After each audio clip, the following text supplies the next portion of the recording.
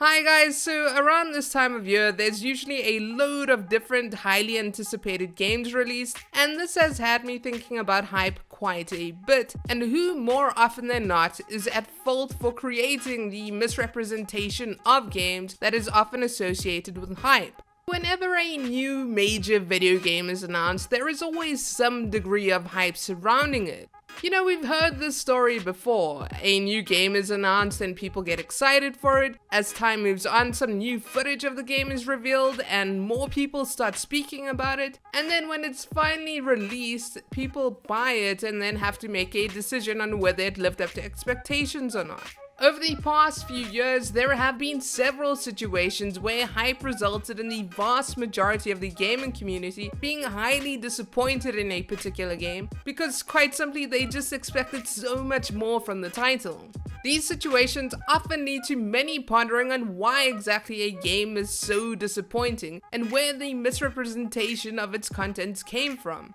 Quite often, the responsibility for the misrepresentation of a particular game is placed in one of two areas. Either the marketing techniques of the developer or publisher of the game, or the general nature of consumer reception of new products. You know, a lot of people get overly excited for new content, and this in turn helps raise community expectations for the product. So who is truly to blame for creating the most hype? Is it the developers and publishers with their sometimes purposely misleading marketing campaigns? Or is it the gaming community as a whole and the manner in which they treat newly revealed products? In order to properly answer this question, I do think it's important to look at how both of these parties generate hype and how this may have affected community perception of a particular game.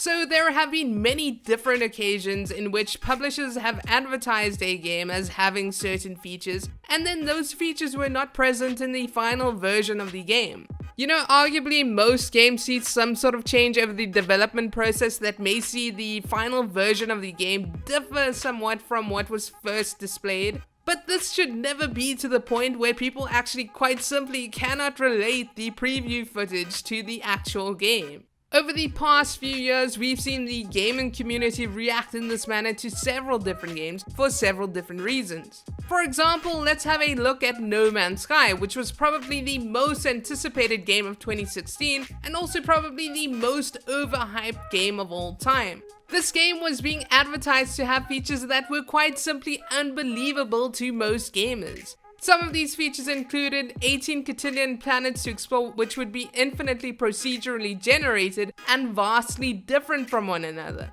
Then 5 billion years worth of gameplay, and then a chance to explore this entire universe with your friends.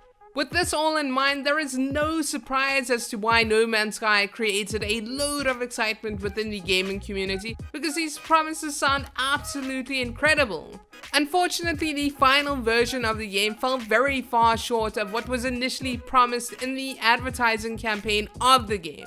There are several available interviews with Sean Murray, the director of No Man's Sky, lying about what the game would contain, and a very good guess as to why he was lying about stuff was to maintain hype for the game.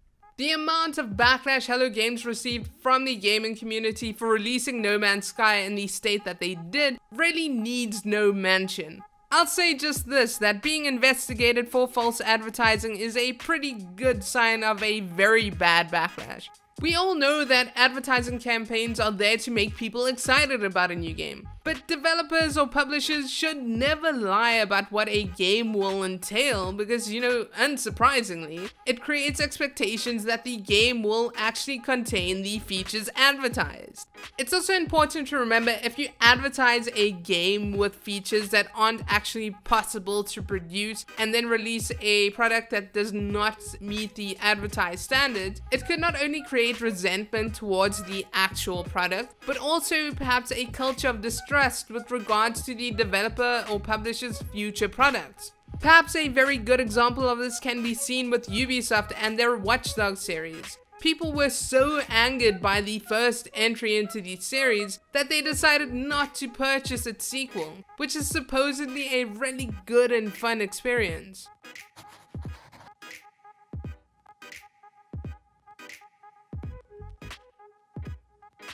Now, some people may believe this to be very rare, but it's true that there are some games out there that are generally advertised in a very honest manner, but are still perceived to be overhyped.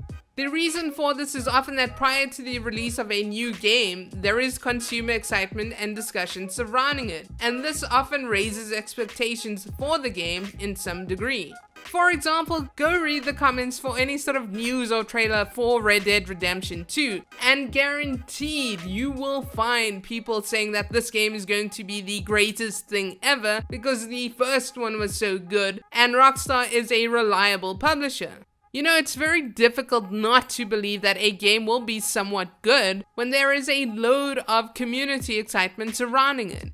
You know, some games don't even really need a publisher or developer to create much advertising for it or excitement for it, because the gaming community will already do it by themselves. And sometimes, while doing this, they do create their own misrepresentations of the game. You know, I think a very good example of this whole situation could be seen in something like the Call of Duty series. Personally, I can honestly say that I have never felt cheated by watching a trailer for a new Call of Duty game. But I have, however, felt negative feelings after buying a new entry into the series on the basis of one of my friends suggesting it captured the magic of the old COD days. In situations like this, it's not the publisher or developer misrepresenting a game to you, it's somebody else in the community whose opinion you probably shouldn't have trusted.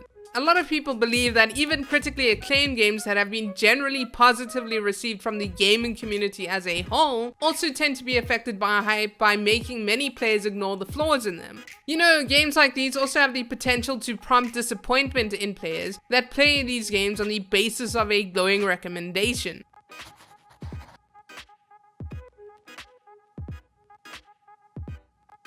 Both of these parties at different times have been responsible for raising the expectations of different games to unattainable heights. You know, admittedly, more often than not, a lot of disappointment related to hype often stems from a developer lying about the content of an upcoming game, but this is definitely not always the case. Most people have probably dealt with a situation where a friend recommended a game that got notably high praise from the community that then failed to meet their expectations. I know I have done this to a friend before where I recommended Shadow of Mordor and they absolutely hated it. You know, it's always these cases that remind you that you should really read more than one review when buying a game. Because, you know, at the end of the day, all reviews are influenced by some level of bias, and thus to get a better consensus of a game overall, it may be better to listen to the opinion of several different people. You know, quite simply, hype will always exist within the gaming community on some level, and there will always be some person who was disappointed in a particular game, no matter how much praise that game got. The only thing that we can really hope for with regards to hype is that publishers stop lying about their games in order to increase sales numbers on the basis of excitement. So what do you think about this whole hype dichotomy? Has hype ever influenced your decision to buy a certain game? Was it based on an advertising campaign or recommendations from the gaming community? Please share in the comments down below, and if you liked this video, please remember to subscribe. Thanks for watching, and I'll see you in the next one.